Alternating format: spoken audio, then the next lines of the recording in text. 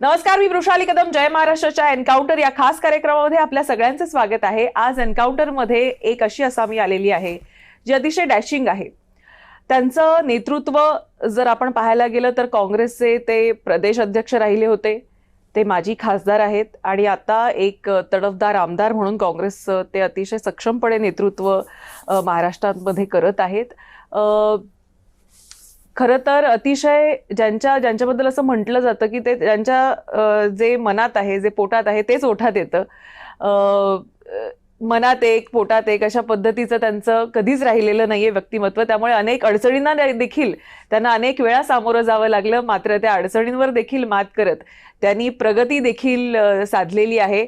आम्हाला हेही कळतंय की आता लवकर केंद्रात देखील त्यांना काहीतरी एक महत्त्वाचं पद देखील मिळू शकतं अशी परिस्थिती सध्या निर्माण झालेली आहे आणि अतिशय विश्वास आहे काँग्रेसचा त्यांच्या नेतृत्वावर. तुम्ही बरोबर ओळखले, आपल्यासोबत नाना पटोले जे आहेत. खूप खूप स्वागत आपलं जय महाराष्ट्रमध्ये.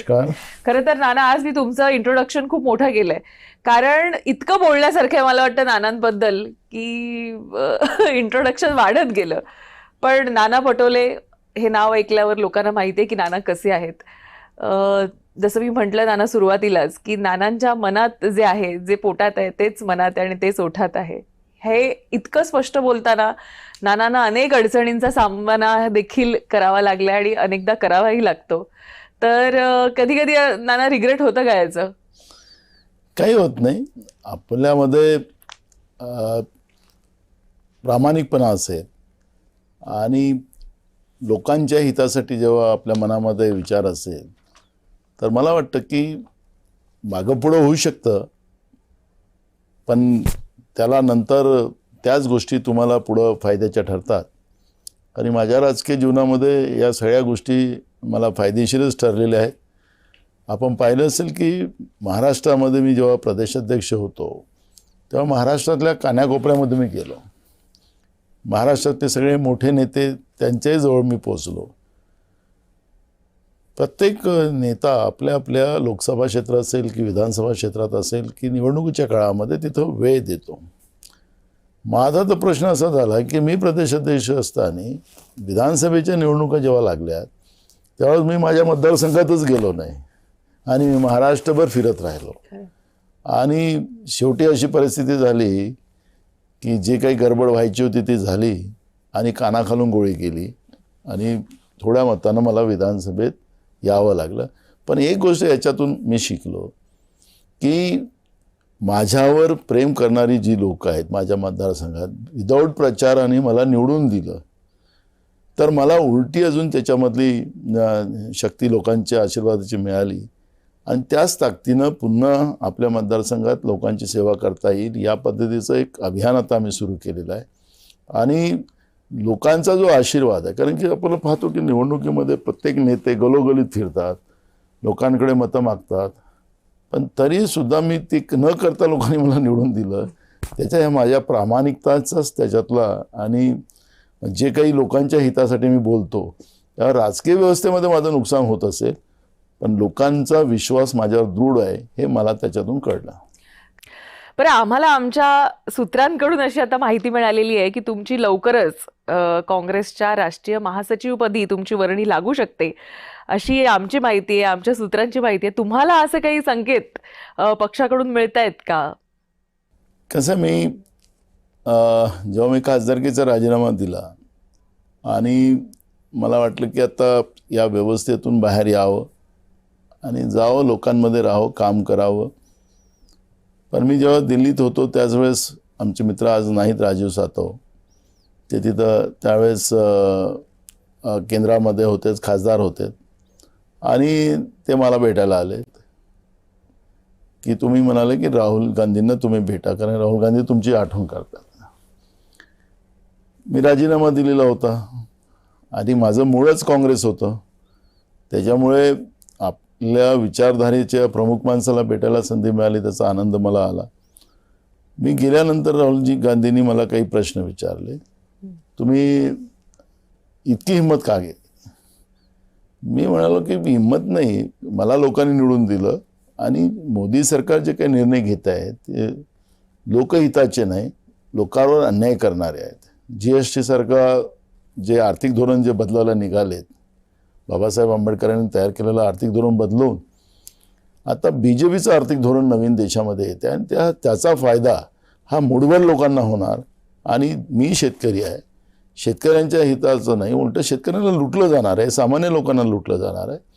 त्यामुळे याही लोकांना ते GSTचा फायदा मिळावा अशी भूमिका माझी होती. पण मोदीजींना त्याचा राग आला आणि मी पण विचार केला की असं लोकांचे गळे घोटणारी व्यवस्था असेल आणि त्याच्यात माझा सहभाग असेल तर ते पदावर राहण्यापेक्षा आपण आपल्या गावाला वापस जावं असा मी निर्णय घेतला आणि त्याच्यात माझा कुठलाही स्वार्थ नाही. तर राहुलजींनी मला प्रश्न विचारला की ठीक आहे, मी तुम्हाला राज्यसभा देतो. म्हटलं मला राज्यसभा नको. मी म्हणले की ठीक आहे, तुमचं राज्यात इंटरेस्ट आहे तर विधान परिषद देतो. म्हटलं मला ते पण नको, मला मागच्या दाराने जायचंही नाही. आणि राहिला प्रश्न मी तुमच्याबरोबर काम करावं तर मी ते काम करायला तयार आहो. आणि त्यांनी मला म्हणाले की असं प्रामाणिक माणूस, नाही तर लोक पहिले आपला आर्ग्युमेंट करतात, आम्ही येतो तुमच्याकडे, आम्हाला काय पद देणार.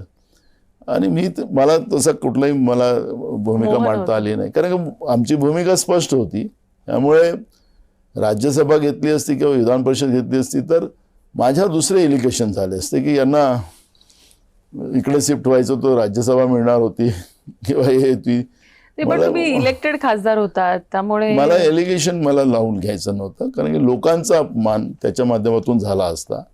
आणि म्हणून मी त्यांची गोष्ट मान्य केली. आणि मग मी किसान काँग्रेसचा राष्ट्रीय अध्यक्ष झालो. देशभरामध्ये शेतकऱ्यांचे आंदोलन केले, कारण मी मूळ शेतकरी आहे आणि शेतकऱ्यांच्या हिताची लढाई लढायची आणि त्यांना न्याय मिळावा ही अपेक्षा माझ्या मनात होती. आणि ती संधी मिळाली. पूर्ण देशभर गेलो. मग मला गडकरींच्या विरोधात उभं केलं.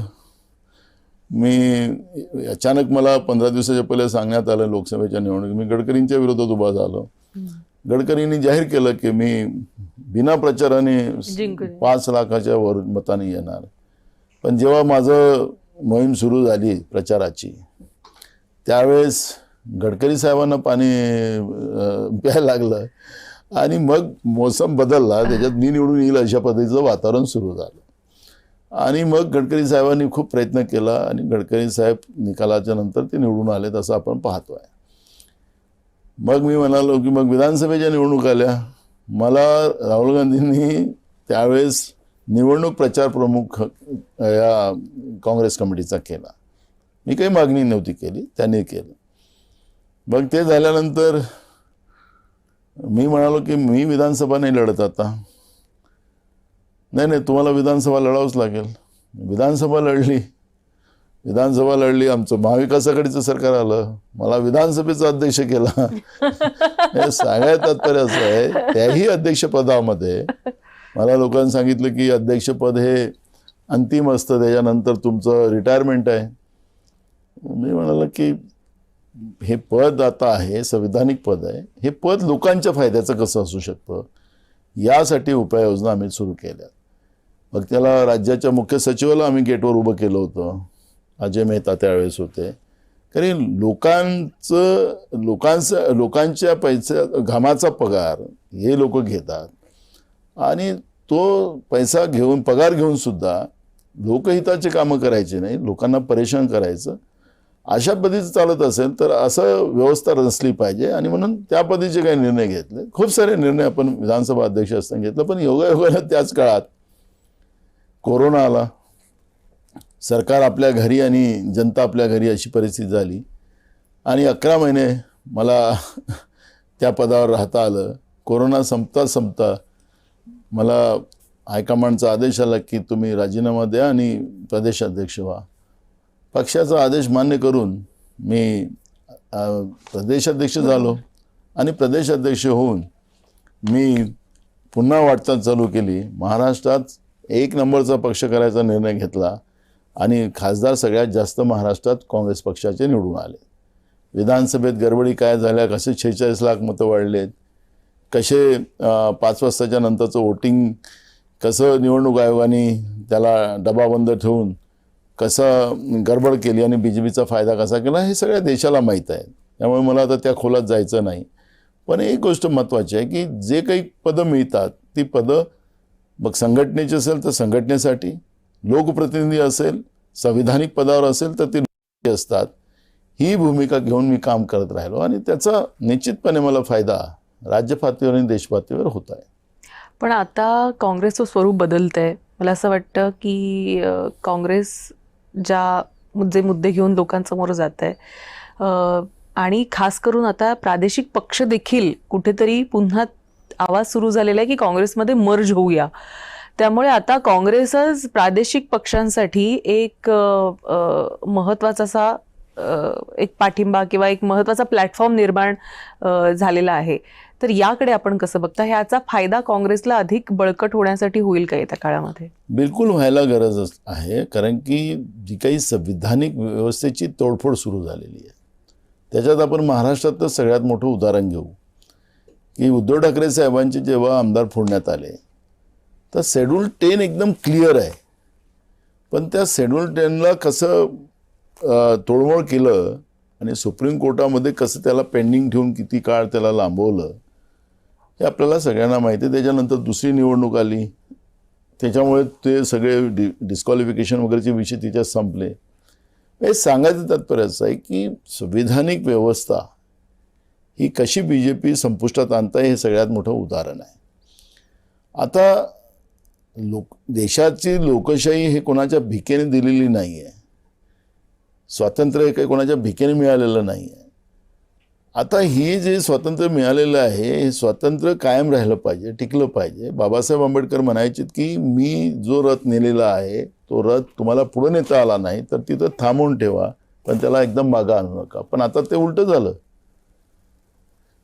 ते एकदम रोज मागं आणायचं काम सुरू झालेलं आहे. आणि अशा परिस्थितीत ही काँग्रेसची मतांचं विभाजन जे काही स्थानिक पक्ष करत होते त्याचा फायदा भारतीय जनता पार्टीला डायरेक्ट होत होता, तो आता थांबला पाहिजे. आणि त्याच्यामुळे काही पक्ष त्याच्यामधला निर्णय घेत आहे, स्वतःचा स्वार्थ, स्वतःचा पक्ष आणि या सगळ्या गोष्टीला बाजूला सारून या पद्धतीचा काही पक्ष निर्णय घेत आहे असं माध्यमाच्या माध्यमातून कळतं आहे आम्हाला. आणि हे घेतलं पाहिजे, कारण की आज ती काळाची गरज आहे. काँग्रेस पक्ष या देशाच्या स्वातंत्र्याच्या लढाईतला पक्ष आहे. काँग्रेस पक्षाच्या विचारधारेनेच या देशाला स्वातंत्र्य मिळालं, संविधानिक व्यवस्थेमध्ये आपण आलो. आणि या देशाला ज्या देशात सुई होत नव्हती त्याला सुईपासून रॅकेट तयार करण्याचं आणि या देशाला स्वयंभू उभं करण्याचा संकल्प जो काँग्रेसने घेतला होता तो पूर्ण करायचं काम काँग्रेसच्या सत्ता पक्षामध्ये झालेलं होतं. पण आता आपण कुठल्या अधोगतीला जातो आहे, जागतिक पातळीवर आपल्याबद्दलची काय भूमिका आहे, अमेरिकेच्या इशाऱ्यावर आम्ही कसं काम करतो आहे आणि आपल्या देशाच्या संविधानिक व्यवस्थेचे 3-13 वाजवायचे कसं चाललेलं आहे, सगळ्या संस्था कशा ताब्यात घेतल्या गेलेल्या आहे, ह्या सगळ्यांनी आपण पाहिलेलंच आहे. त्याचा अनुभव सगळ्यांना येतो आहे. आणि म्हणून मला असं वाटतं की तुम्ही विचारलेला प्रश्न की जेवढे स्थानिक पक्ष असतील या स्थानिक पक्षांनी काँग्रेसशिवाय आता पर्याय नाही, या देशाला वाचवायचं असलं काँग्रेससोबत आलं पाहिजे, अशा पद्धतीची भूमिका घेणं ही काळाची गरज आहे असं मला वाटतं. त्यांचा निर्णय त्यांनी काय करावा तो त्यांचा विषय आहे. पण या सगळ्यामध्ये तुम्ही दिल्लीला जाल किंवा तुम्हाला सचिव पद हे त्यासाठी तुमचा विचार केला जातोय नाना, आणि महाराष्ट्र काँग्रेससाठी महत्त्वाची ही बाब आहे. यावर मात्र तुम्ही हा जो काही विषय आहे तो जरा त्याला बगल दिलात. मी बगल दिला त्याबद्दल मला नक्की आम्हाला जाणून घ्यायला आवडेल की त्या संदर्भामध्ये अशा पद्धतीचं काही मला विचारणा, त्या पद्धतीचे हिंट्स यायला सुरुवात झालेली आहे. आणि पक्ष जी जबाबदारी देईल त्या जबाबदारीला प्रामाणिकपणे काँग्रेस पक्षाचा कार्यकर्ता म्हणून काम करायची मानसिकता माझी आहे. आता मधल्या काळातही मी प्रदेशाध्यक्ष असताना विधानसभेच्या निवडणुकीच्या नंतर मी राहुलजींना स्वतः विनंती केली की मला या सध्या या पदातून बाजूला करावं, म्हणजे सुट्टी द्यावी, लीव म्हणतात त्याला आपल्या भाषेत. असं कोणी राजकारणामध्ये लीव मागतं का नाना? मी मागितली, कारण की मी जे काही विधानसभेत आमची हार झाली ती कुठल्या कारणाने झाली ते तर राहुलजींना माहीत होतं. आणि त्याच्यामुळे राहुलजी मला म्हणत होते की आपका कोई गलती नहीं है, आप कंटिन्यू करो. पण जेव्हा मी 3दा-4दा असं म्हटल्यानंतर मग 5व्यांदा जेव्हा भेटायला गेलो तेव्हा त्यांना मी सांगितलं की मेरे घर में मेरा बच्ची का शादी है, बेटे का शादी है और वो जवाबदारी से भी मुझे मुक्त होना है, तो थोड़ा सा मुझे 1 साल के लिए आप छुट्टी दो, असं म्हणून मी संघटनेतून त्यावेळेस प्रदेशाध्यक्षपदातून बाहेर आलो होतो. आता ज्या जबाबदारीतून मी बाहेर आलो होतो त्या जबाबदाऱ्या मी आता पूर्ण केलेल्या आहेत. स्वतः राहुल गांधींनी त्यांनी माझ्या मुलांना जावयांना बोलावून घरी जेवणाची पार्टी, सोनियाजी राहुलजी सगळे मिळून आम्ही त्यांच्याकडे गेलो होतो. त्यामुळे त्यांना माहीत आहे का आता हा मोकळा झालेला आहे, हा पुन्हा पक्षासाठी काम करेल, आणि म्हणून त्या लेवलचं हिंड मला आता सुरू झालेलं आहे. महासचिवपदी ते चालू आहे. पण जी काही जबाबदारी, जे मला पक्ष जबाबदारी देईल त्या जबाबदारीलाच न्याय देण्याचं काम मी करेल, एवढंच आपल्या माध्यमातून सांगू इच्छितो. मला असं वाटतं की नाना, जेव्हा तुम्ही राज्यामध्ये होतात तेव्हा काँग्रेस भले इतर काही कारणांमुळे स्ट्रगल करत होती, पण त्याच काळामध्ये काँग्रेस सत्तेत देखील आली. हे पण आपण पाहिलं पाहिजे. भले मित्र पक्ष सोबत असो किंवा जी काही झाली, पण टेक्निकली पाहायला झालं तर सत्तेमध्ये पक्ष आलेला होता. एका प्रदीर्घ 5 वर्षाच्या विरामानंतर पुन्हा सत्ता काँग्रेसने उपभोगली होती तुमच्या कारकिर्दीमध्ये. मात्र तुम्ही प्रदेशाध्यक्षपद सोडल्यानंतर आपण बघितलं की जे नवीन प्रदेशाध्यक्ष आलेले आहेत त्यांचं काही जमेना असं झालेलं आहे. अनेक लोक सोडून गेलेली आहेत. बरं, ते जाताना त्यांचं नाव घेऊन जात आहेत की आम्हाला वेळ देत नाही, लक्ष नाही देत आमच्याकडे. कसं बघता या सगळ्या ह्याच्याकडे? आता नाना लक्ष देत नव्हते अशी कोणी कंप्लेंट तर करत नव्हतं. नाही, कसं आहे, संघटन म्हटलं तर त्यामध्ये मोठं कौशल्य असतं, मेहनत असते, सगळ्यांना सांभाळून नेण्याची क्षमता असलं पाहिजे. आता नवीन अध्यक्ष झालेत, त्यांचा आता जवळपास 1.5 वर्ष झाले असतील त्यांना. पण त्यांना जे काही तक्रारी, कोणाचे राजीनामे, कोणी पक्ष सोडून चाललेत, अशा ज्या गोष्टी येतात, ज्या घडामोडी होतात, त्या काही पक्षाच्या दृष्टिकोनातून चांगल्या नाहीत. आमचाही प्रयत्न, जेव्हा काही सल्ला विचारतात त्यांना आम्ही सांगतो की बाबा तुम्ही या पद्धतीचं सगळं नियोजन करा, कार्यकर्त्यांना सांभाळून घ्या, तेवढंच आम्ही सांगू शकतो. कारण की आता ते अध्यक्ष आहेत, त्यांनी मार्गदर्शन मागितलं तर देता येतं, पण नाही मागितलं आणि त्यांनी त्यांच्या नवा गडी नवा राज असं जे काही असतं त्या हरकत चाललेलं आहे. पण मला असं वाटतं की पक्ष सोडून जाणारी लोक अध्यक्षावर खापर फोडून जेव्हा जातात ते त्यांनी एक व्यक्ती म्हणून नाही, एक पक्षाच्या विचारासोबत जोडून राहावं. आणि ठीक आहे, आज तुमच्यावर अन्याय होत असेल पण पक्षाच्या सोबत आपण राहा आणि पक्षासाठी काम करा. कारण की काँग्रेस पक्ष हा जनतेचा पक्ष आहे, तळागाळातल्या लोकांचा पक्ष आहे, गरिबांचा आहे, शेतकऱ्यांचा आहे.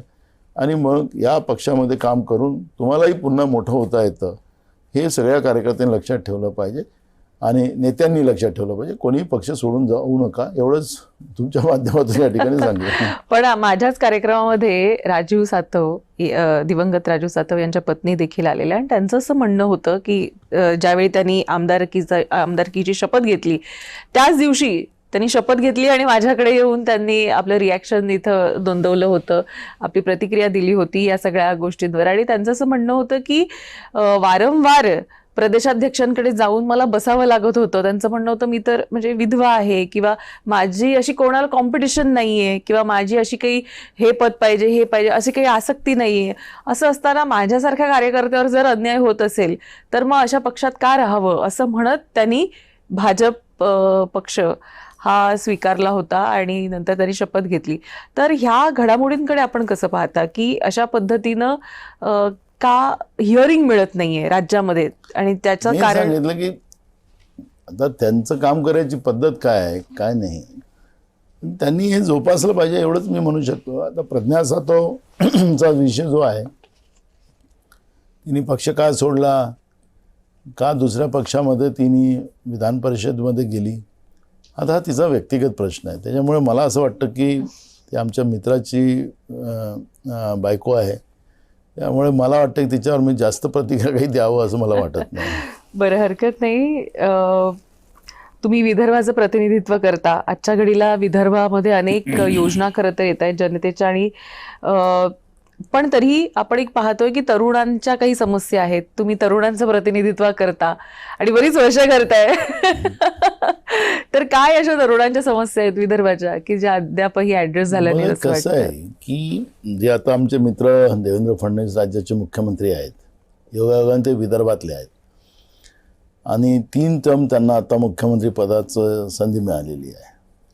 मला असं वाटतं की बेसिक जे विदर्भाचं डेव्हलपमेंट आहे त्याच्याकडे त्यांचं दुर्लक्ष आहे. जसं शेतीवर आधारित उद्योग उभे होणं, त्याच्यावर त्यांचं दुर्लक्ष झालं. त्यांनी जसं गडचिरोली हे वनसंपदेने आणि खनिज संपदेने लाभलेला आमचा जिल्हा आहे.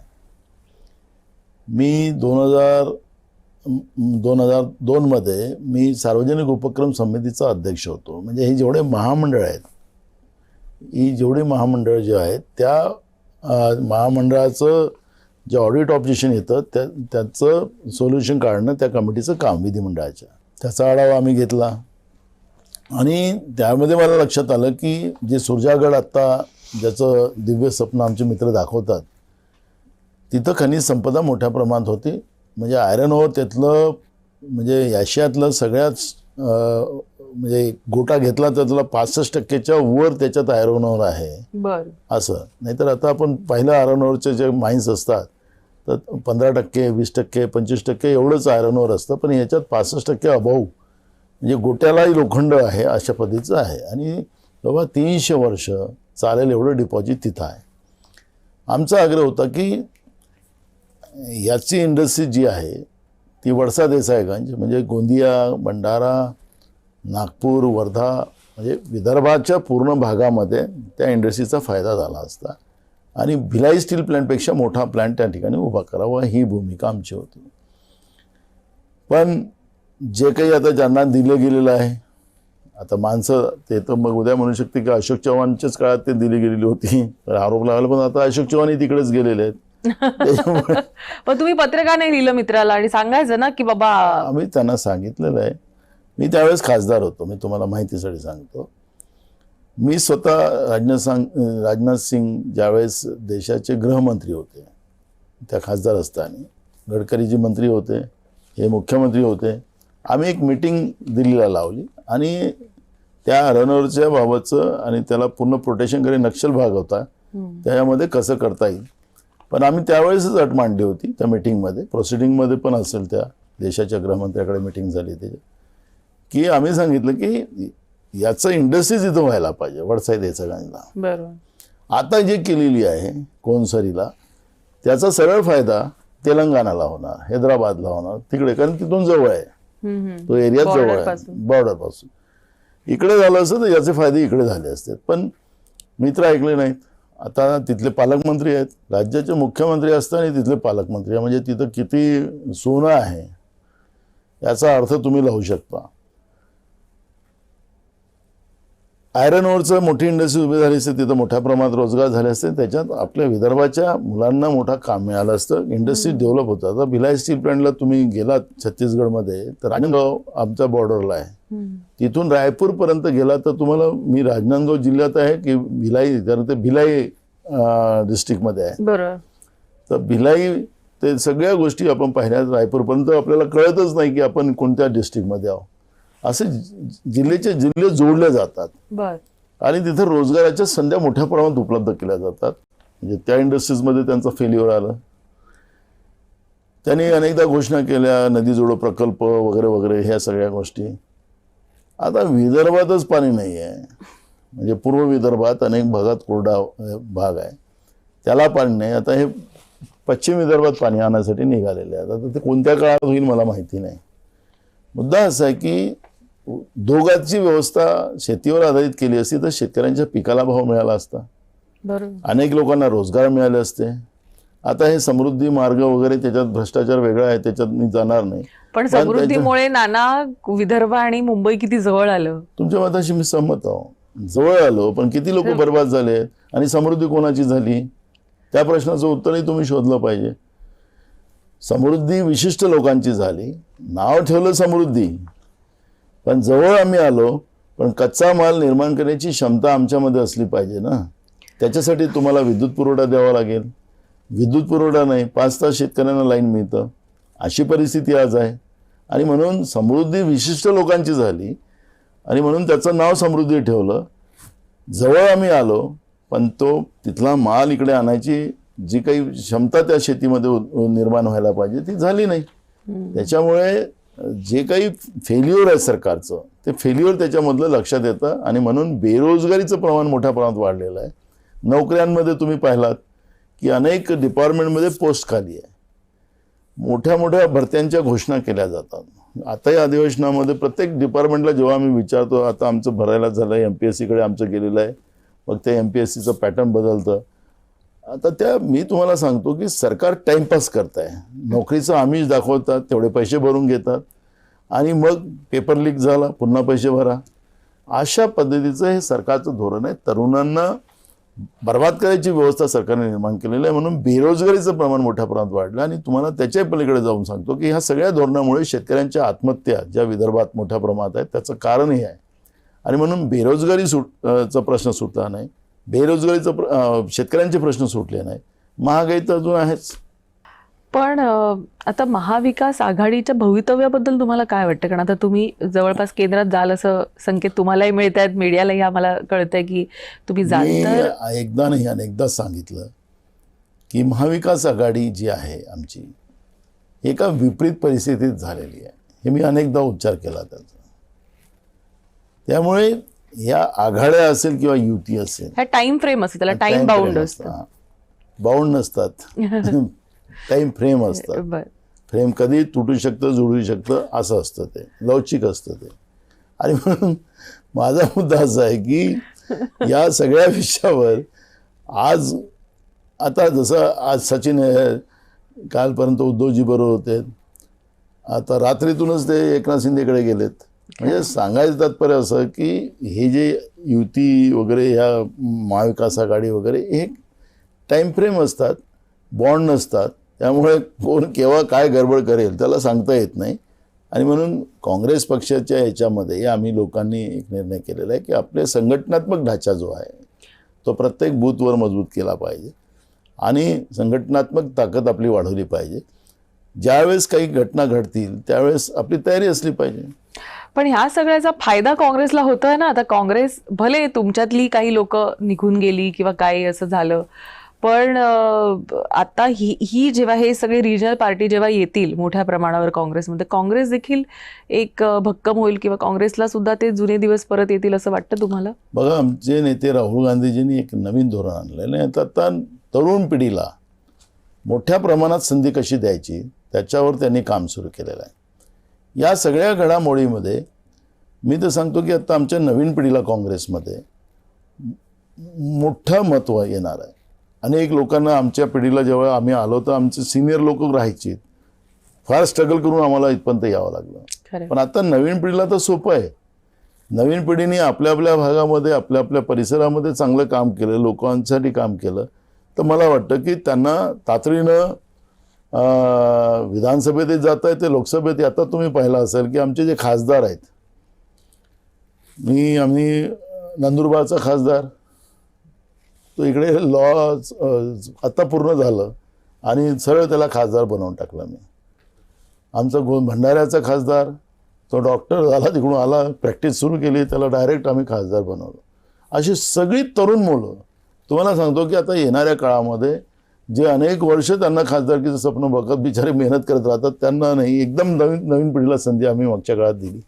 आताही तुम्हाला सांगतो की आमची आता मानसिकता आहे की नवीन पिढींना मोठ्या प्रमाणात काँग्रेसमध्ये पुढच्या काळात त्यांना चांगली संधी उपलब्ध करून देणं.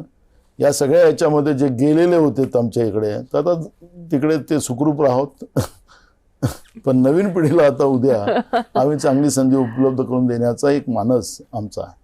पण मग आता तुमचं मन, आता तुम्ही राज्य पण पाहिलं, दिल्लीतही तुम्ही एक सायझेबल टाइम होतात, काय कुठं रमला जीव? कुठं वाटतं आपण इथं राहावं? माझा महाराष्ट्र. माझा महाराष्ट्र.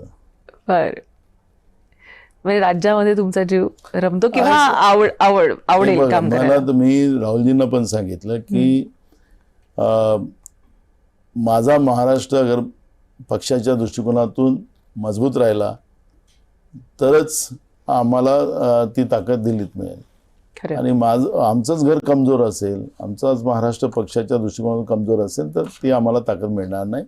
आणि हे मान्य केलं राहुलजींनी की आखरी आपले आपले राज्य प्रत्येकाने सांभाळले पाहिजे. पण नाना म्हणजे खरं खरं उत्तर द्या, तुम्ही विधानसभा अध्यक्षपद सोडल्यानंतरच ह्यांचे चांगले दिवस आलेले तर किंवा म्हणजे त्यानंतरच इतक्या घडामोडी घडल्या आणि त्यांचं सरकार आलं, तर कधी कधी असं एकटं असतं तेव्हा वाटतं कधी अरे गलती से बघा, मिस्टेक हो गया मला असं? एक बघा कसं आहे की आखरी मी एक गोष्ट मानणारा कार्यकर्ता आहे. मला जी काही जबाबदारी दिली होती ती माझ्या पक्षाने दिली होती, माझ्या हायकमांडने दिली होती. हायकमांडने सांगितले की ते सोडा, तर मी सोडलं. ते म्हणले प्रदेशाध्यक्ष व्हा, झालं. पण आमच्यासोबत आला सोडा असं त्यांनी कुठे नाही सांगितलेलं तुम्हाला? सांगितलं. मला अध्यक्ष असताना मंत्री असतो तर मला मंत्रीपद सोडता आलं नसतं. पण प्रदेश अध्यक्ष हे संविधानिक पद आहे. त्याला कुठलाही तो त्या याच्यावर बसल्यानंतर हा अमुक काँग्रेसचा आहे का भाजपचा आहे की ते नाही, आखरी सगळ्या आणि तुम्ही सभा- निष्पक्षपाती हा. त्या काळात देखील काम करत होता, त्या मला त्याची जाणीव होती. त्यामुळे मला प्रदेशाध्यक्ष व्हायचं असेल पक्षाने दिलेल्या आदेशाप्रमाणे तर मला प्रदेश म्हणजे स्पीकर पद विधानसभेचं सोडावंच लागलं.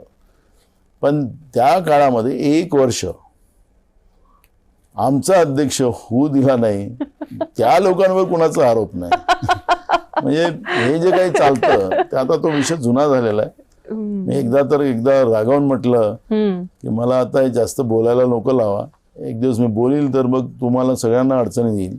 त्यामुळे आज बोलून टाका नाही नाही मी आता नाही, तर आता त्यांनी बोलणं बंद केलेलं आहे, त्याच्यामुळे आता मी काही बोलत नाही त्या विषयावर. पण नाना मला असं वाटतं की सुरुवातीपासूनच तुमचं आयुष्य तसं संघर्षमय राहिलेलं आहे. तो संघर्ष, त्याच्यानंतर राजकारणामधला संघर्ष, स्वतःला सिद्ध करण्याचा संघर्ष आणि या सगळ्यामध्ये नंतर समर्थकांना न्याय देण्यासाठी करावा लागणारा संघर्ष, या कडे कसं पाहता आपण? बघा, मी तर देव नाही आहे आणि मी अनबायोलॉजिकल पण नाही आहे, मी बायोलॉजिकल आहे. त्याच्यामुळे सगळ्या गोष्टी माझ्या मनाप्रमाणे होतील असं मी कधीच मान्य केलेलं नाही आणि करणार पण नाही. सगळ्यांना न्याय देता देता माझ्यावरही अन्याय होतो, तो चालतं.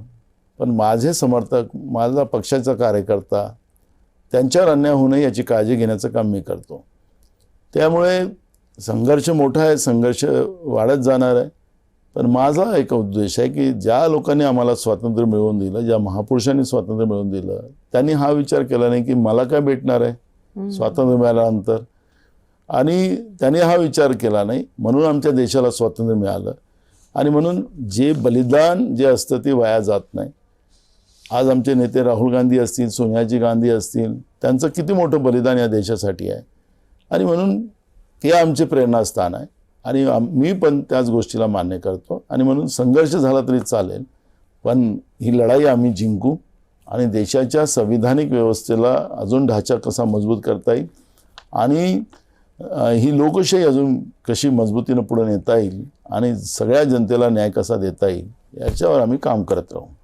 राज्यातल्या शेतकऱ्यांचा प्रश्न कायम तुम्ही उपस्थित करत असता, तर शेतकऱ्याच्या प्रश्नांवर सध्याचे सरकारचं धोरण जे आहे ते आपल्याला कितपत कशा पद्धतीचं वाटतंय किंवा कुठे कमी पडतंय आणि कुठं काम केलं पाहिजे असं वाटतं? शेतकरी हा विषय या भाजप आणि महायुतीच्या सरकारसाठी नाही. शेतकऱ्यांना किती त्रास देता येईल आपल्याला लक्षात असेल की 3 काळे कायदे जेव्हा आणले गेले होते ते अमेरिकेच्या इशाऱ्यावर आणले गेले होते आणि अमेरिका यांना माहिती आहे की या देशाची ताकदच ही शेतीमध्ये आहे.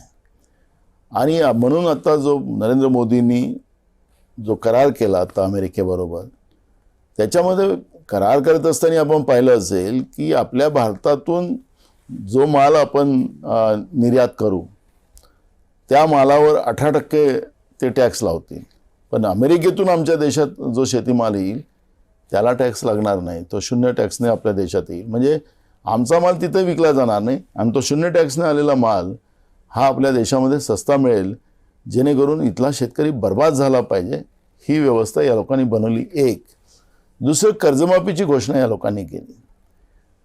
केली ना आपण कर्जमाफी, तेच सांगत आहे मी, तुमच्या माध्यमात ते चांगलं वाटतं पण वास्तविकता ती नाही आहे.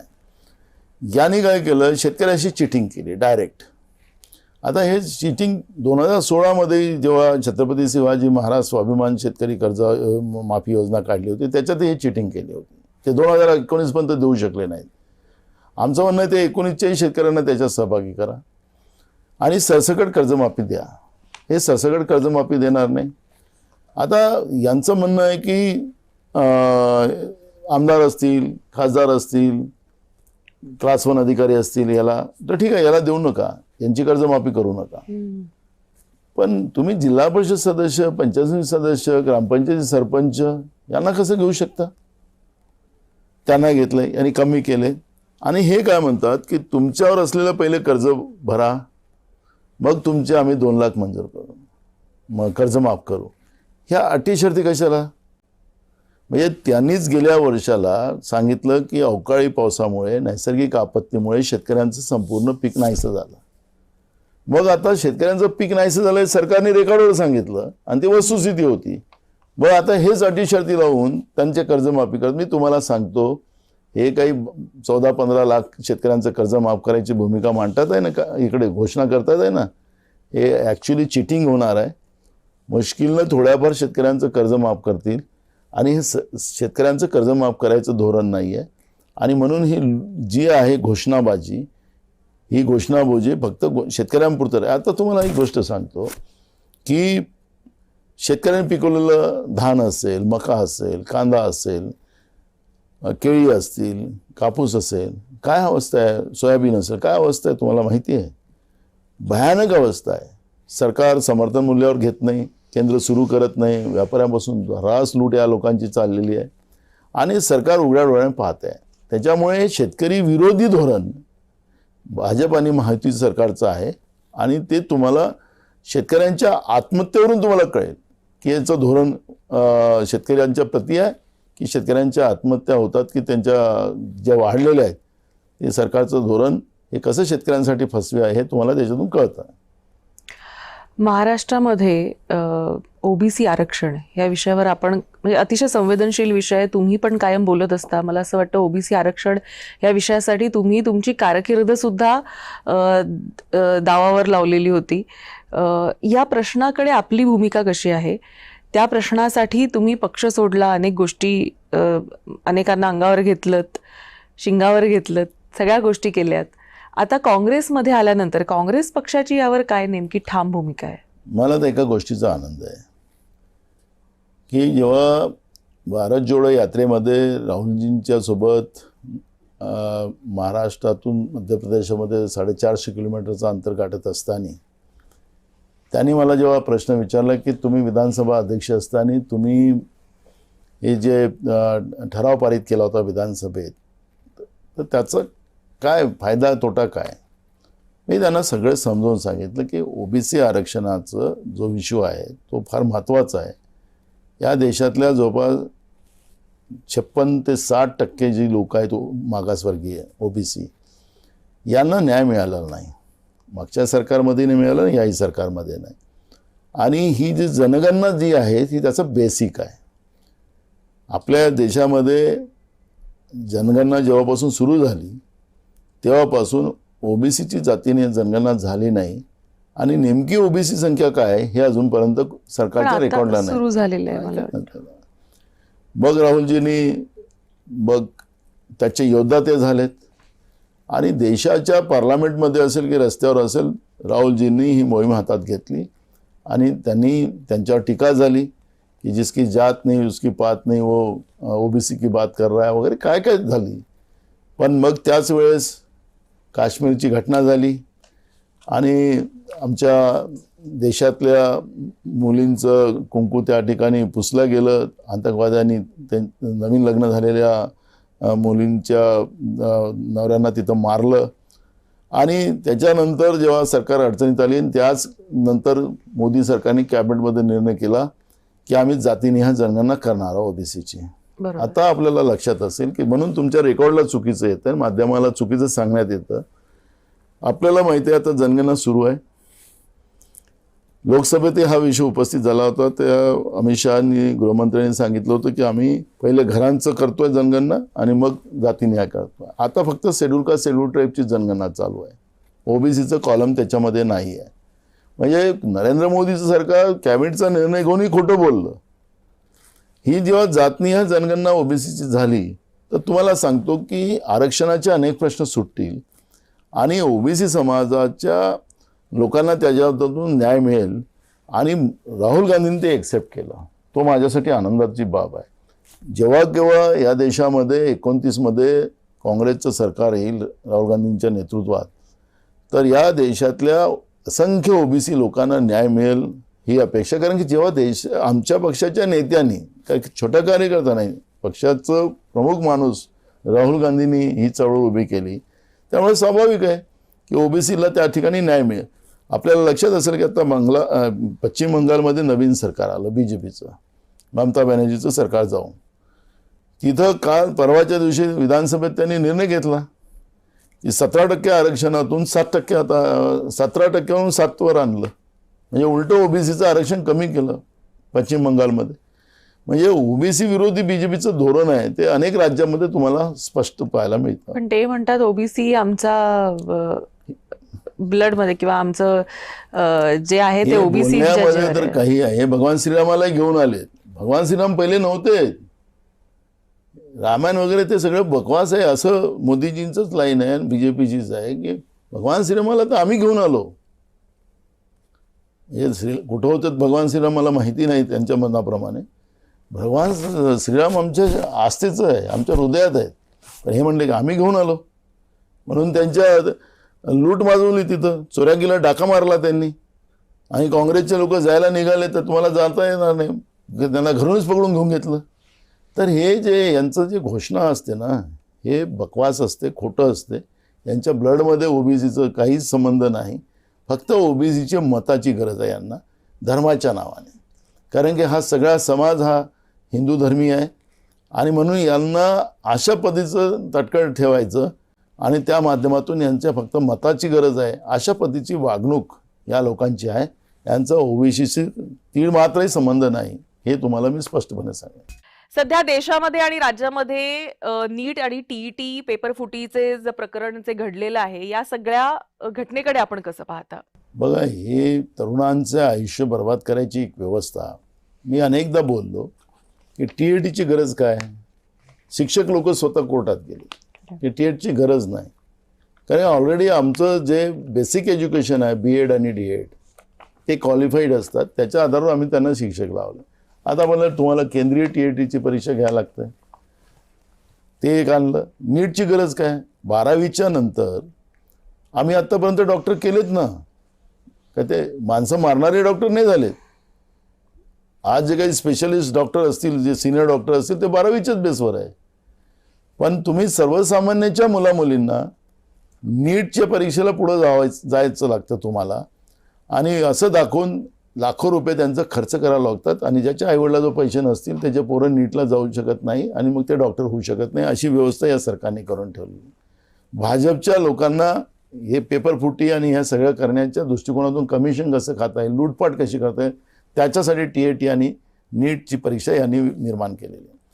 आता हे सगळे आरोप होत असताना प्रधानमंत्री एक शब्द बोलले नाही ना. नीटमध्ये बोललेत. मोठ्या प्रमाणात देशभरामध्ये मुलींनी आत्महत्या केल्यात. आपल्या आईवडिलांचे पैसे खर्च आम्ही केलेत आणि पेपर लीक झाले आणि पेपरच रद्द करून टाकले. आत्ता परवा त्यांनी परीक्षा घेतल्यात आणि त्या परीक्षेमध्ये नागपूरच्या पोराचं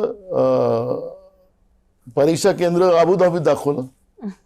म्हणजे हे किती विद्वान लोक आहेत, यांच्या विद्वत्तेचं तर काही आता अंदाजच नाही. आणि मग आता मागणी केली, काँग्रेसने मागणी केली की जे केंद्रातले शिक्षण मंत्री आहेत त्यांचा राजीनामा झाला पाहिजे. मोदी बोलायला तयार नाही. त्यामुळे हे काय बदल करतील मला माहिती नाही, देशाचा सत्यानाश करतील.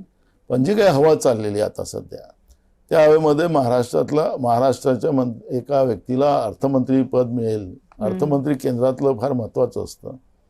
कारण मी दिल्लीत राहिलो, त्याचा महसूल अर्थमंत्री खूप मोठा त्याचा स्कोप असतो. कारण की जी काही केंद्रीय मंत्रिमंडळातली जी मोठी यादी असते, जे महत्त्वपूर्ण जे मंत्रिमंडळ असतं, त्या गृहमंत्री, अर्थमंत्री आणि रक्षामंत्री ही महत्त्वाची खाती असतात. आणि या खात्यामध्ये महाराष्ट्राला हे कॅटेगरी म्हणजे अर्थमंत्रीपद मिळेल आणि सगळ्यांचं लक्ष माझ्या मित्राकडे आहे, देवेंद्र फडणवीसांकडेच. परवा ठाकरे साहेबांनी सांगितलं. पण ठाकरे तर म्हणतात का पंतप्रधान व्हा म्हणून. नाही, आता एवढ्या लवकर तर होणार नाही. ठाकरे साहेबांचं स्वप्न मोठं आहे, पण ते बघा मित्र विदर्भाचे तुमच्या, नाही. मला विदर्भवीर तुमचे, नाही पण मला स्वप्न मुंबईकर बघतायत. मला तेच म्हणायचं आहे, माझे मित्र प्रधानमंत्री झाले तर मला आवडेलच, पण मोदीजींचं थोडंसं 27 पर्यंत, कारण एकदा तिकडे दिल्लीत गेले मित्र तर खुर्ची लवकर सरकवतील, जसं एकनाथ शिंदेची खुर्ची लवकर सरकवली आणि ते मुख्यमंत्री झालेत, तशासारखं तिकडे गेल्यानंतर बाजूचीच खुर्ची कशी बाजूला करायची तेवढ्यात एक्सपर्ट माझे मित्र आहेत. तर ते मला असं वाटतं की दिल्लीला गेलेत तर प्रधानमंत्री बनून गेलेत तर मग तर आनंदच आनंद आहे, मग खुर्ची कोणाची सरकवायची गरज नाही. पण खुर्ची सरकेल किंवा काहीतरी गडबड होईल म्हणूनच इथं सुरू आहेत का काही लोकांना बळ देणार, असे तुमचेच मित्रपक्षीय म्हणतात. असं आहे की आता ते बळ देतात की पंख काटायला निघालेत काही मला काही कळायला नाही, पण माझ्या शुभेच्छा माझ्या मित्राबरोबर आहेत, ते प्रधानमंत्री व्हावे असं वाटतं तुम्हाला. मी महाराष्ट्राचा माणूस प्रधानमंत्री व्हावा आणि तोही माझा मित्र देवेंद्र फडणवीस व्हावा अशी माझी अपेक्षा. बरं, आता तुम्ही राहुल गांधींचा विषय काढलात, तुम्ही पदयात्रेचा विषय काढलात, तर तुम्ही फिट आहात. म्हणजे बऱ्याचदा मी बघितलं पदयात्रेमध्ये राहुल गांधींच्या अगदी तोडीस तोड तुम्ही पण तितक्याच जोशात चालत होतात. तर नाना, मला असं वाटतं साधारण 25 वर्ष मी तुम्हाला पाहतेय, नाना कल भी वही थे आज भी वही है, नाना अजिबात बदललेले नाहीये. तर हे सातत्य तुम्ही कसं प्रकृतीमध्ये कसं तुम्ही मेंटेन केलंय स्वतःला, काय राज आहे नानांचा? जितक्या सकाळी लवकर उठू तेवढा दिवस आपल्याला मोठा मिळतो, जेवढा उशिरा उठू तेवढा दिवस आपल्याला लहान मिळेल. एकदम साधं प्रिन्सिपल आहे. मी 5:30 वाजता उठतो, 6 वाजेपासून योगा आणि हे सगळं सुरू करतो, डाईट एकदम नॉर्मल घेतो आणि मला असं वाटतं की जेवढं आपल्याला डाईट हलकं असेल आणि आपल्या शरीराला तेवढा व्यायाम असेल तर मला वाटतं की त्याला फिट राहायला आपल्याला सोपं होतं. आणि माझ्या आईनी माझ्या वडिलांनी खरी तर आम्हाला शिकवण दिलेली होती, त्यामुळे त्या शिकवणीचाच फायदा मला अजूनही मिळतो आहे. आणि म्हणून तुम्ही मग सातत्यानं म्हणताय की आपण 25-30 वर्षाच्या पहिले भेटलो, तुम्ही जशात तसेच आहात, तर त्याचं कारणच असं आहे की आपल्याला जनसेवा करायची असेल, दुसऱ्यासाठी जगायचं असेल तर आपल्याला स्वतः फिट राहणं हे काळाची गरज आहे. आणि म्हणून राहुल गांधीजी आपण पाहिलं असेल की ते पण आता अनेक ठिकाणी त्यांचा आपण किमया पाहतो, समुद्रात पोहायचं असेल तर समुद्रात प्रेरणास्थान तुमचं राहुल गांधी असं तुम्ही इन शॉर्ट म्हणताय. नाही, मी तुम्हाला फिटनेस करा राहुल गांधी असं म्हणताय. नाही, राहुल गांधी तर एकदमच फिट आहेत. मी तुम्हाला सांगतोय की मी मगाशी म्हणालो की आईवडिलांनी जे काही शिकवण दिली, जे आचार विचार दिले, त्याचा फायदा आपल्याला घेतला पाहिजे अशा पद्धतीचं मी वागतो आहे आणि त्याचा मला फायदा झाला. आणि म्हणून मी आज तुमच्या म्हणण्याप्रमाणे असाच फिट राहील पुढच्या काळातही. असेच तुम्ही फिट राहा. पण नाना, आता मधला काळ तुम्ही आता लीव जी काही घेतली होती वर्षभराची ती आता लीव संपलेली आहे. आता नाना आपल्याला पुन्हा त्याच जोशामध्ये दिसतील अशी मी अपेक्षा करते. तुम्ही नसतानाचा तुमचा व्हॅक्यूम हा महाराष्ट्राला नक्की जाणवलेला आहे. काँग्रेसला तो कितपत जाणवला हा थोडासा चर्चात्मक असेल मुद्दा, पण नक्कीच तुमचा प्रेझेन्स, तुमचा ज्या पद्धतीने तुम्ही शेतकऱ्यांचे प्रश्न उचलता, तुम्ही ओबीसींचे प्रश्न उचलता, तुम्ही आरक्षणावर अधिकारीतरित्या बोलता, तुमचा अभ्यास आहे इतक्या वर्षांचा आणि त्यानुसार तुम्ही मला असं वाटतं तळागाळातल्या लोकांचे प्रश्न सोडवण्यासाठी जी तुमची तळमळ आहे ती गेली अनेक वर्ष माझ्यासारख्या अनेक माध्यमकर्मींनी पाहिलेली आहे. तर अशी तुमची जी तळमळ आहे त्याचा महाराष्ट्राला फायदा हो आणि पुन्हा तुम्ही आता जोशात या. जाता जाता सांगते, एकच विचारते, एवढ्या धावपळीमध्ये कुटुंबाला वेळ देता का? आता तुम्ही लीव्ह मधून बाहेर आलेले आहात, पण सांगून आलात का की आता लीव्ह टाइम इज ओव्हर, आता माझी अपेक्षा बाळगू नका? तुम्ही मला एक माझं मर्मावर बोट ठेवलं.